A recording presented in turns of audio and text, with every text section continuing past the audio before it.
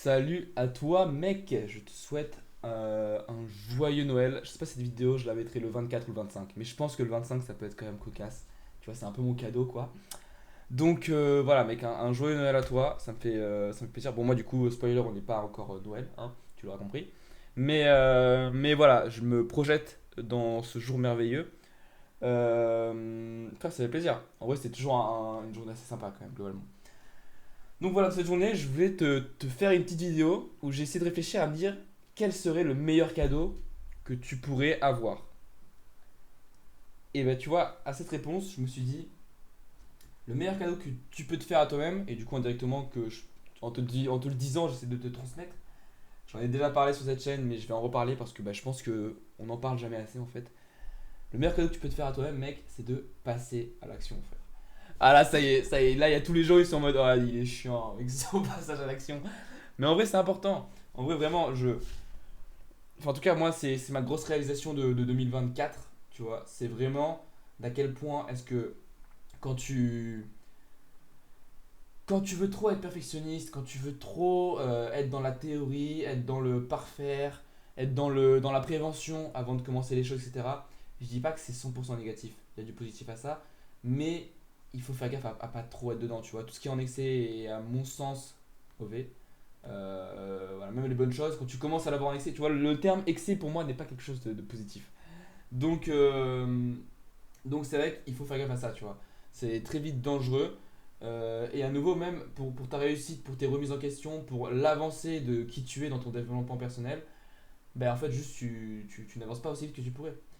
Donc c'est pour ça que, à mes yeux, le plus important, c'est de passer à l'action et d'essayer de mettre un peu le perfectionniste de côté. Tu vois, typiquement, pour te donner un exemple concret, moi j'ai pu faire l'expérience, je cherchais le mot, j'ai lancé plus ou moins deux projets en même temps en cette année, enfin depuis septembre là, à peu près, depuis octobre. Ma chaîne YouTube et un autre projet plus perso avec un proche. Ok. La chaîne YouTube, ce que j'ai fait et ce que j'ai essayé de mettre en place, vous le savez, c'est de ne pas être perfectionniste. De juste faire. C'était la seule indication, de faire. Mon autre projet, à l'inverse, mon ami, on va dire, est du genre très très perfectionniste. Et je me devais, étant donné que c'était 51% son projet et 49% le mien, donc c'était un peu plus le sien, tu vois. Je me devais, entre guillemets, de respecter ça, tu vois. Et puis même au-delà de ça, il faut trouver un équilibre. On a été très perfectionniste, je trouve, en tout cas, sur le projet. Alors à nouveau, on peut toujours être plus perfectionniste, hein, voilà, on se comprend. Mais à nouveau, on a vraiment essayé d'optimiser énormément de choses avant de lancer le truc. Et encore maintenant, même, tu vois, le projet il est lancé depuis plusieurs mois. Enfin, oui, j'exagère, mais depuis un certain temps. Et pour autant, on continue d'essayer de faire dans le détail, quoi, tu vois. Et j'ai vraiment vu la différence entre les deux. Alors, à nouveau, peut-être l'avantage qu'on peut trouver au perfectionniste, c'est que c'est vrai que ça peut mener à une meilleure réussite, à une plus grande réussite, tu vois. En tout cas, un peu plus rapide, un peu plus efficace. Tu vois, je l'ai vu sur les stats de l'autre projet, on est quand même plutôt pas mal, tu vois. On a été très vite dans de la très bonne qualité et du coup dans de très bonnes stats. Maintenant, je remarque quand même aussi, tu vois, que au niveau efficacité de production et voilà, du coup, de remise en question qu'on peut avoir, d'échanges qu'on peut avoir pour essayer d'encore plus améliorer les stats et la production du contenu, tu vois. Ça, je remarque que ça a été quand même beaucoup plus galère, entre guillemets. Et la deuxième chose, et ce qui est à mon sens aussi le plus important, c'est le plaisir pris. Tu vois, avant, du coup, j'étais un vrai perfectionniste, hein. Et en fait, quand je me rends compte à quel point maintenant, avec du recul, ça me détruisait le plaisir que je pouvais prendre. Je finis par complètement me rendre malade par tous les détails. Et au final, pendant le moment, je suis tellement omnibulé par les détails que je prends pas de plaisir. Et après, quand c'est sorti, j'ai tellement mis d'efforts pour le peu de résultats que je vais avoir qu'en fait, compte, je suis juste saoulé. Et ça me motive pas à continuer ce genre d'activité, tu vois. C'est ce qui s'est passé avec ma chaîne YouTube en mars de cette année. Ou de l'année dernière, je sais plus. Et c'est vrai que, à l'inverse, quand j'ai commencé à poster sans me prendre la tête, à nouveau, je me suis pas pris la tête, je n'attendais absolument rien en retour, et j'ai reçu quand même quelque chose.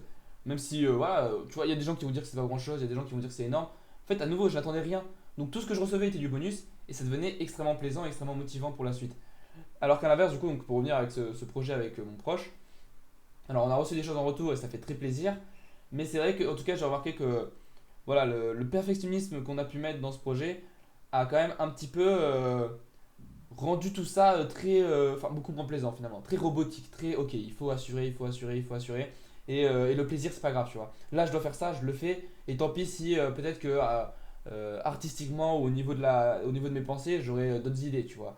Mais vu que c'est encore plus compliqué, parce que si je fais ces autres idées, voilà, faut rentrer dans tel détail, tel détail, tel détail, bah du coup, on va pas le faire. Tu vois, au final, je trouve que le perfectionniste bah, va restreindre euh, ta capacité de création. Alors à nouveau, peut-être que là, toi, tu pourrais transférer ça à ta vie sur quelque chose qui n'est pas de l'art ou de la création, mais je pense que ça revient au même. Le perfectionniste, pour moi, a toujours ce côté un petit peu bancal, tu vois, on va pas se mentir. Maintenant, à nouveau, tu as peut-être certainement des contre-exemples, tu vois, je sais pas, je pense aux mathématiciens qui doivent faire des calculs hyper précis. Bah là, oui, il faut faire gaffe. De toute façon, à nouveau, je pense que tout. Enfin, il y a toujours une activité qui peut te correspondre, tu vois. Si jamais tu es vraiment un perfectionniste né, bon déjà tu peux changer. Mais si vraiment c'est quelque chose pour toi d'important et que tu veux le rester, je pense que tu trouveras forcément une activité qui te correspondra.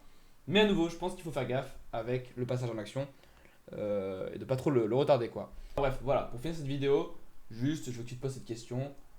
Qu'est-ce que je ferais à l'heure actuelle si je n'avais pas peur? S'il n'y avait aucune peur, s'il n'y avait aucune résistance, qu'est-ce que je fais à l'heure actuelle si je savais pertinemment que mon projet, il allait réussir? Si là, à l'heure actuelle, je te dis, ce que tu fais, tu le réussis, sans qu'il y ait de jugement, sans qu'il y ait de peur, sans qu'il y ait le regard des autres, qu'est-ce que tu ferais? Tu vois? Et je pense qu'à partir du moment où tu trouves la réponse, euh, essaye de réfléchir à comment est-ce que tu peux passer à l'action le plus vite possible vis-à-vis de cette activité, tu vois. Au lieu de te dire, ah ouais, peut-être qu'il faudrait que je regarde toutes les vidéos sur la plateforme sur ce sujet-là, non, essaie de te dire comment est-ce que je peux passer à l'action le plus vite possible pour pouvoir dire le plus vite possible, encore une fois, tout remettre en question vis-à-vis de cette activité et avancer de plus belle. Mec, joyeux Noël, profite de ta famille, profite de tes proches, je te souhaite le meilleur.